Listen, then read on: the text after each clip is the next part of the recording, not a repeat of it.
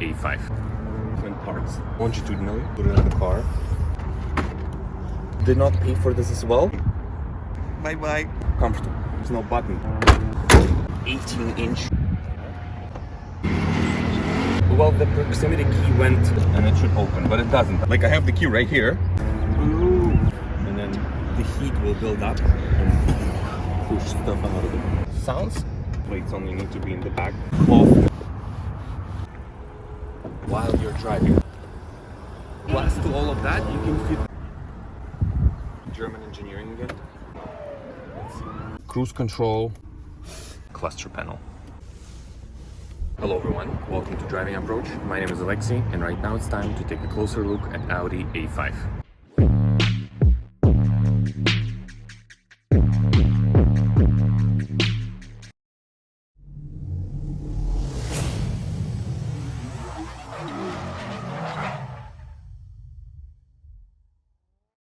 Just take a look at this gorgeous location. You can see well, you can't see, but the Golden Gate Bridge is there. And let's get right into needs and bits of this car. Love the air filter.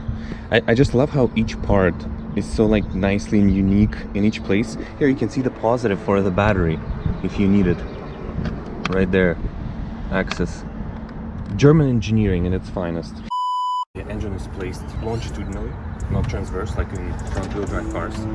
You can see the serpentine belt in the front that's driving all the stuff. The alternator, the AC compressor is down there, and the turbo is on the other side right here. I think it should be twin turbo, so there should be two turbos, but you can for sure see one.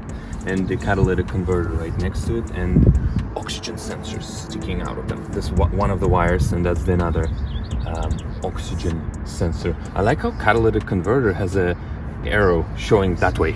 So when the person installs it, it needs to go that way.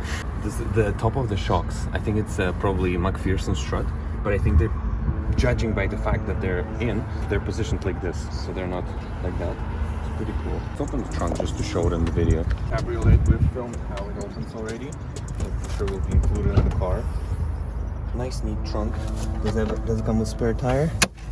No, so it probably run flats. It has a inflator. Oh, it's not run flats. I think it's just regular tires. Is there? Did you see that? Look at this. There's a button to what is this? And then click. Does it go back? German engineering. What else is here? You can fold the seats. There's a nice compartment here, and I'm assuming there will be more fuses, fuse box. Well, we don't need that right now. There's a charger here, so that's V12. So if you need to, you can charge the camera here, and then this opens too. Does it? See, are there more fuses there or no? Probably not. A nice, neat trunk. I can even fit in it. But we're gonna do that, or is it too much? I think we will. I think we're just having too much fun today, don't we? Bye bye. Okay, enough jokes. Enough jokes. Let's continue with the video. Nice, comfortable. I think I like everything about this car. Well, except for maybe that there's no button to close the trunk.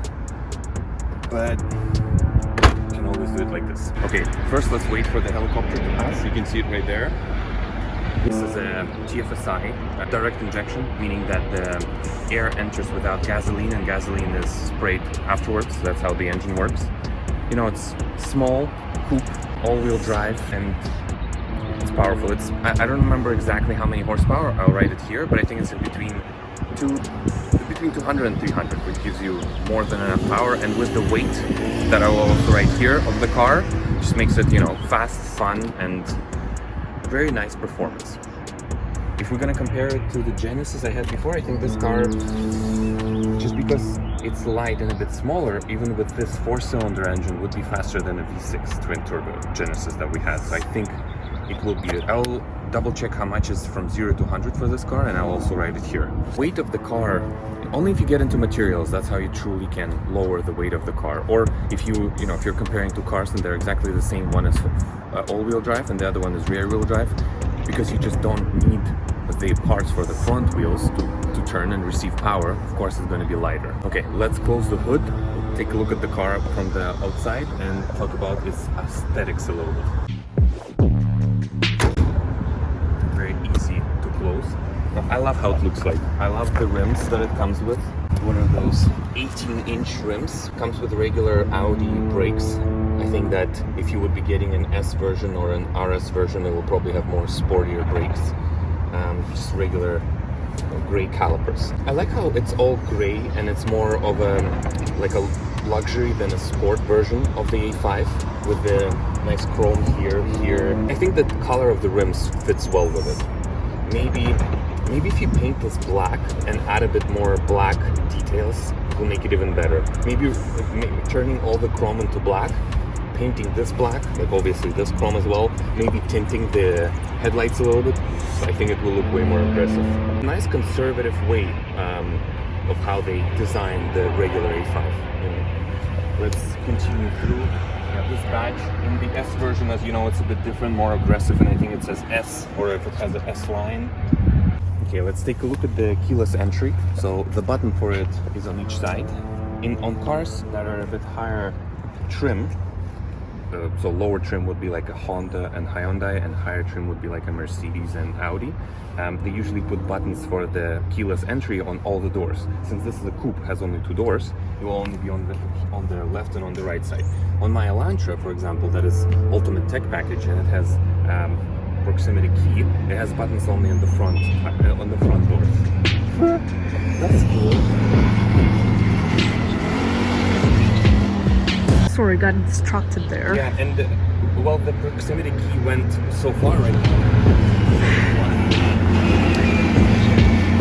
You were saying? The proximity key technology went far right now that in cars like this, you don't need to press any buttons. You just put, like right now, it's closed, and you should be able to put your finger right on top of it and it should open, but it doesn't. I don't know why with this car. Do I need to press on it? Like, what needs to happen? Do I hold it? That's it. Like, I have the key right here. I have the buttons right here. Did they not pay for this as well? Because if you try to open the navigation, it says that the subscription for it was not paid. Like, what is this?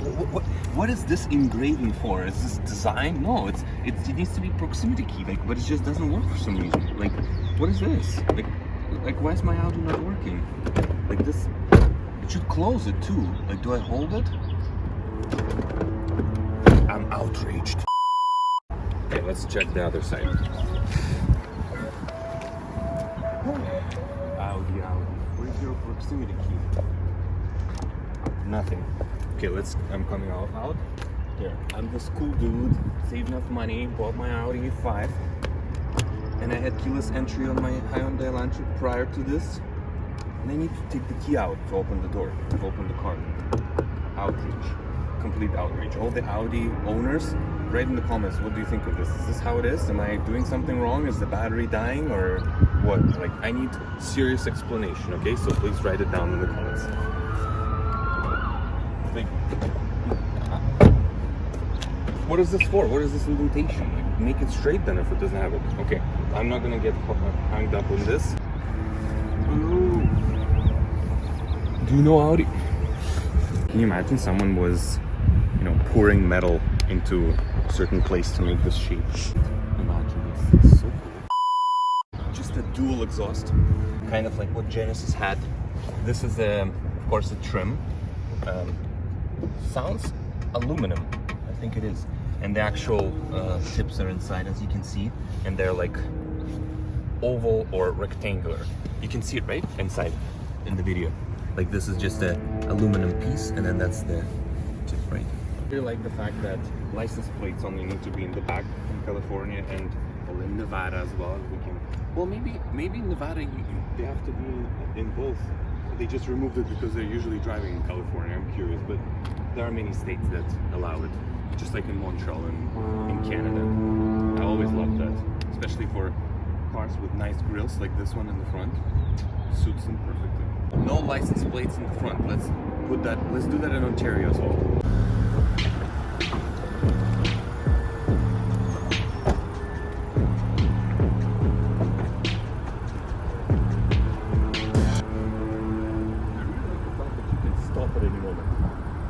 And see everything that's happening. And I like the fact that you can do this while you're driving. So, you know, very nice, convenient, proper German engineering. Yeah, this is a cloth material. I know some Mercedes have it, they do it in red, you know, and black, and I'm assuming maybe brighter gray color can also be a choice. But I think for A5 it's only black, but I think if you have enough money you can buy it in any color. There are also some BMWs, like 4 Series, that have hard top. So it's exactly the same thing, it's just not cloth, it's really hard top and it folds the same weight. Well, let's finish folding.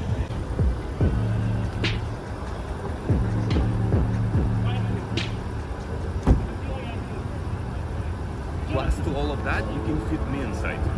Maybe another small dog, so that it's not, so that it's fun, you know, so it's not boring inside. But it really depends on how the person will be driving. Well, this is how it looks like with the open roof.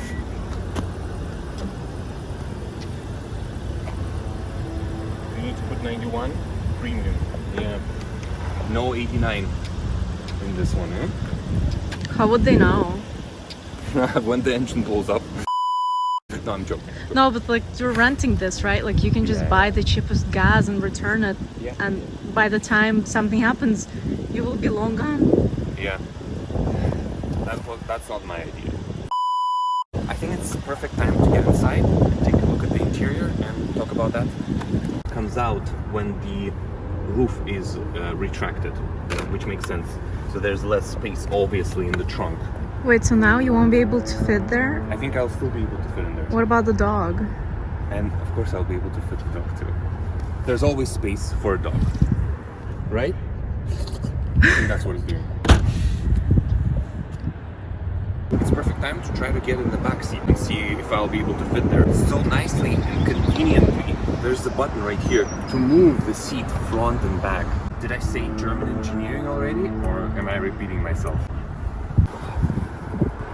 And it's even automatic. You click it once and it goes all the way.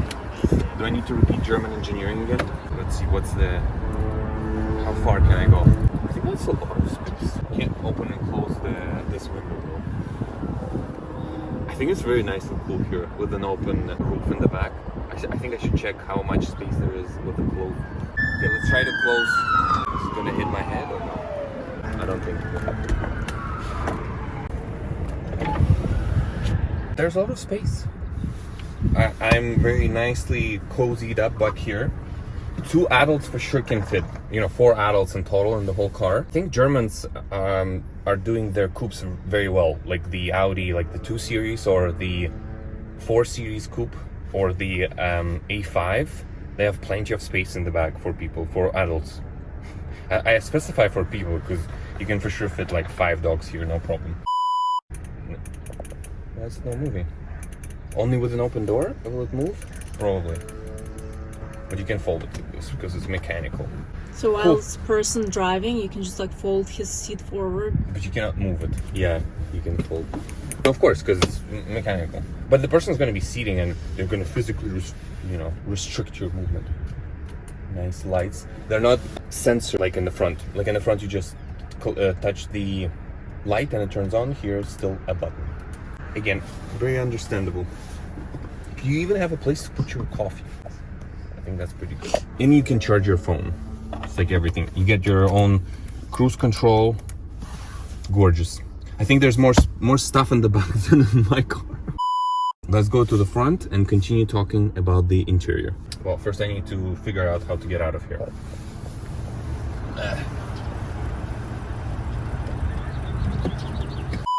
It's not that hard. Yeah, and I think it moves. Yeah, you can use those electric buttons to move it front and back only when the door is closed. Just like, I think you should not be able to open... No, you can open this with the open doors. Well, because they're not going to be on the way, so why? Yeah, you don't even need to close the doors to open and close the roof. I like it. They made it so it's independent of the car. You're driving, you're standing, the door is open, the door is closed. You can always open or... Sorry. You can always open or close the roof and, move around your videographer. Living its own life. That sound that the car is making when the right the passenger's window closes, it's because there's something, like it's broken a little bit. I think they need to take a look into that. Okay, let's go into the front and check out the interior a bit more. I love the wooden trim. I just love wood in the car. I like the color of it. That's why I like it. Plenty of space. Very functional. Easy to use. Love it.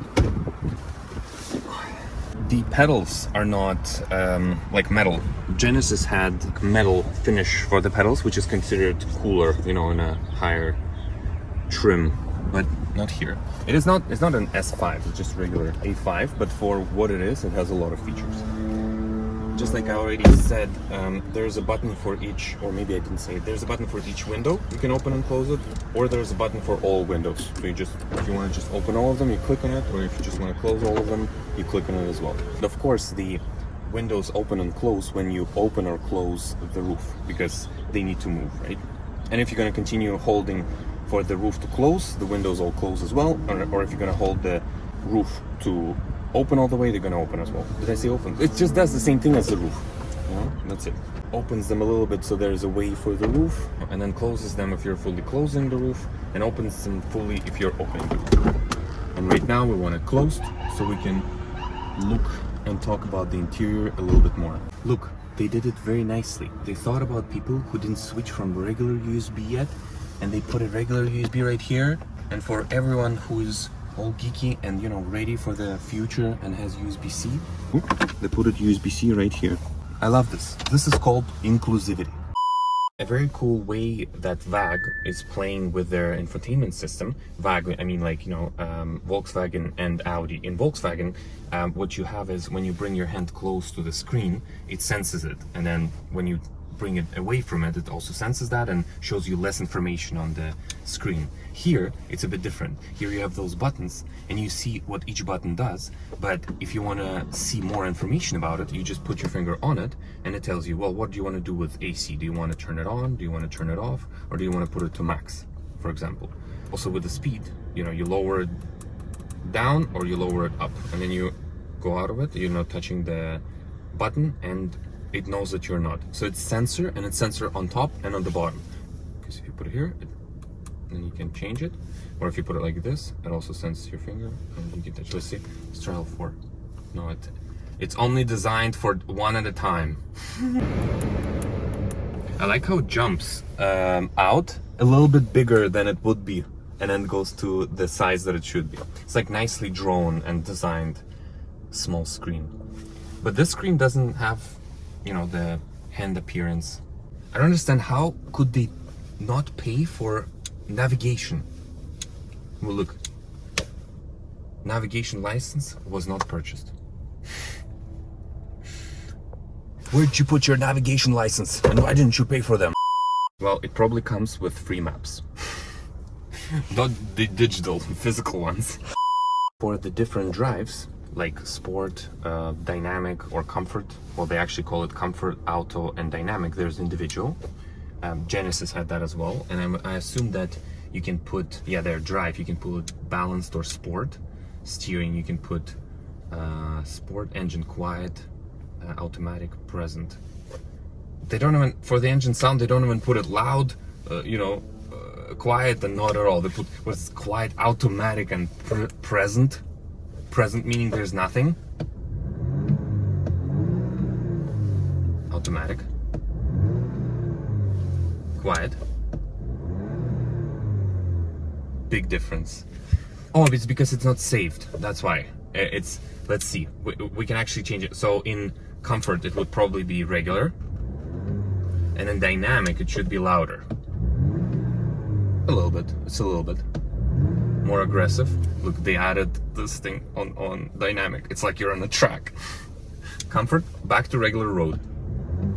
And auto, well, it means it's gonna switch depending on how you drive. That's what all the cars are switching into, I think, because Genesis and the previous Elantra that I had, there are specific settings. So you put it either in sport, it drives like in sport, you put it in comfort, it drives like regular, or you put it in eco. It means that even if you try to floor it, it will first try to save you on gas. You know, it's not gonna let you, it's not gonna bring the RPMs fast comparing to if you're in regular or in sport when you're pressing on it. That's what comfort is gonna do. But right now, with this one, and with Elantra that I have, you can choose to be fully in sport, you can choose to be in the regular mode, or you can choose to be in auto. So you can just click eco, and so that, you know, will keep the RPMs at the what they consider the best position for it to be, you know, economical and not use too much. But here you can just put it in eco. You either have comfort dynamic or auto, where it will detect if you're trying to go slower and use a bit less gas, it will try to do the same thing. Or if you're gonna, you know, accelerate and try to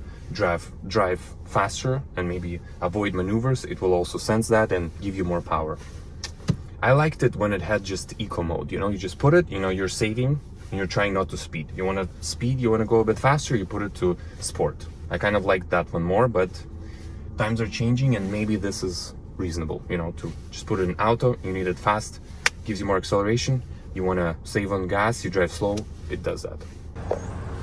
On the left side of the steering wheel, you can see a small compartment. I don't know, maybe I think they call it for change or for some cards. It's pretty big actually. There's a lot of stuff that can fit into there. And there's this little button or knob that you can call, it's a button and then it turns. You click on it, it extends, and then you can, you know, make it brighter or darker, the cluster panel. You obviously won't be able to see it right now because it's very bright outside. In general, overall, I really like the interior. I love the wood trim. I like the leather. It could be a little bit better with perforated leather and ventilated seats, but maybe that's asking too much, maybe not. Genesis had both perforated seats and cooled seats. And also what I think this car is missing is proper sound system. It doesn't have neither Bose nor Harman Kardon or Lexicon, nothing. It's just regular sounding system. But again, because it's a car that you build, you technically add or remove whatever you want. It's not really trims. If you're buying one, you'll choose the sounding system you want and you'll have a nice sounding system. Other than that, I really like the interior. I cannot not like this car. You know, it's a all-wheel drive, fast, coupe, German, good looking and all of that. Price-wise, maybe that's the problem for it, because I'm sure for the price that you can get this car for, not even fully loaded, again, you can get the fully loaded Genesis, you can get a Stinger, that price-wise, you know, you'll be much happier, but performance-wise could be very questionable too. Maybe same as this one, maybe better, you know, we'll have more space because it's sedan. It's always a question, but I really like how this car looks like. If it would be maybe properly priced, I would probably look into it.